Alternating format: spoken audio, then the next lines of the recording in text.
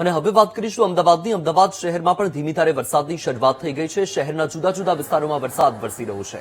શાહીબાગ બોડકદેવ વિસ્તારમાં વરસાદ શરૂ થયો। વહેલી સવારથી શહેરમાં વાદળછાયું વાતાવરણ છવાયું હતું। આકાશમાં કાળા ડિબાંગ વાદળો વચ્ચે વરસાદની શરૂઆત થઈ ચૂકી છે। દ્રશ્ય તમારી ટીવી સ્ક્રીન પર તમે જોઈ રહ્યા છો અમદાવાદના છે। અમદાવાદમાં પણ વરસાદની શરૂઆત થઈ ચૂકી છે। અમદાવાદના અલગ અલગ વિસ્તાર શાહીબાગ બોડકદેવ સહિતના વિસ્તારોમાં ધીમી ધારે વરસાદની શરૂઆત થઈ છે। એક તરફ વરસાદની શરૂઆત થતા અમદાવાદવાસીઓમાં ખુશીનો માહોલ પણ જોવા મળી રહ્યો છે, કારણ કે ગરમીથી છુટકારો મળશે। સાથે જ લાંબા સમયથી વરસાદની રાહ જોઈ રહ્યા હતા અને હવે ફરીથી વરસાદની શરૂઆત થઈ છે। ત્યારે બીજી તરફ અમદાવાદવાસીઓમાં ચિંતાનો માહોલ પણ છે, કારણ કે જ્યાં એક તરફ 2 દિવસ પહેલા રાત્રે વરસાદ પડ્યો અને તેની સાથે અમદાવાદના અલગ અલગ વિસ્તારમાં પાણી ભરાવાના દ્રશ્યો પણ સામે આવ્યા હતા, ત્યારે અમદાવાદવાસીઓમાં ચિંતા એ છે કે એએમસી દ્વારા જે પ્રી મોન્સૂન કામગીરીની વાતો કરવામાં આવી હતી એ દાવા કેટલા સાચા પડે છે, કારણ કે વરસાદ જો વધુ આવ્યો તો અમદાવાદની પરિસ્થિતિ કફોડી થઈ જાય છે, પાણી ભરાઈ જાય છે।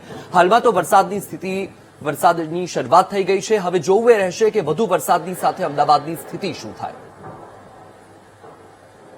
અમદાવાદમાં સતત ત્રીજા દિવસે પણ વરસાદ વરસી રહ્યો છે। શહેરના વિવિધ વિસ્તારોમાં વરસાદ શરૂ થયો છે। શાહીબાગ વિસ્તારના દ્રશ્યો છે કે જ્યાં ધીમી ધારે વરસાદ શરૂ થયો છે।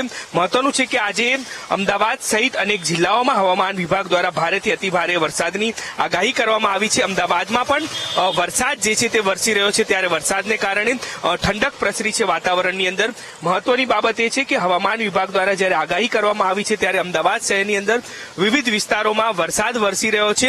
ભારેથી અતિભારે વરસાદની આગાહી હવામાન વિભાગ દ્વારા કરવામાં આવી છે અને હજુ પણ શહેરના વિવિધ વિસ્તારોમાં વરસાદ વરસવાનું શરૂ થયું છે। જો કે ક્યાંક પાણી ભરાવાના પ્રશ્નો પણ અમદાવાદ શહેરની અંદર સામે આવશે। કેમેરામેન પ્રવીણ વાઘેલા સાથે દીપક સોલંકી, વીટીવી ન્યૂઝ, અમદાવાદ। અમદાવાદમાં સમરસ ગર્લ્સ હોસ્ટેલ નજીક પાણી ભરાયા। હોસ્ટેલના એન્ટ્રી ગેટ પર પાણી ભરાતા અવરજવરમાં મુશ્કેલી। સામાન્ય વરસાદમાં જ પાણી ભરાતા વિદ્યાર્થીનીઓ મુશ્કેલીમાં। છેલ્લા 5 વર્ષથી વરસાદી પાણી ભરાવાની સમસ્યા છે। દ્રશ્ય તમારી ટીવી સ્ક્રીન પર અમદાવાદના કે જ્યાં સમરસ ગર્લ્સ હોસ્ટેલ નજીક પાણી ભરાઈ ચૂક્યા છે। હોસ્ટેલના એન્ટ્રી ગેટ પર જ પાણી ભરાયા છે, જેના કારણે અવરજવરમાં પણ મુશ્કેલી પડે છે। હજુ તો સામાન્ય વરસાદ અને સામાન્ય વરસાદમાં જ સમરસ હોસ્ટેલ પાસે આ પરિસ્થિતિનું નિર્માણ થયું છે। પાણી ભરાતાની સાથે જ વિદ્યાર્થીનીઓએ મુશ્કેલી વેઠવાનો વારો આવ્યો છે। દ્રશ્યમાં તમે જોઈ શકો છો કે ગેટની પાસે કેટલું પાણી ભરાયેલું છે અને છેલ્લા 5 વર્ષથી આ જ સમસ્યા છે, છતાં પણ કોઈ નિરાકરણ આવતું નથી। તમે જોઈ રહ્યા છો કે અહીંયા વરસાદના કારણે કેટલું બધું પાણી ભરાયેલું છે। સમરસની અંદર પણ આટલી જ માત્રામાં પાણી ભરાય છે।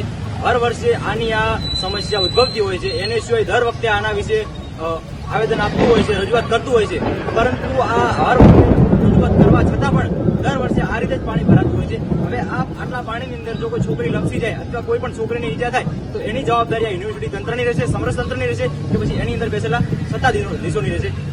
એને સિવાય 24 કલાકનો સમય આપે છે કે 24 કલાકની અંદર આના વિશે કોઈ નિરાકરણ ના આવ્યું તો આવનાર 24 કલાકમાં એને સિવાય દ્વારા ઉગ્રમાં ઉગ્ર આંદોલન કરવામાં આવશે।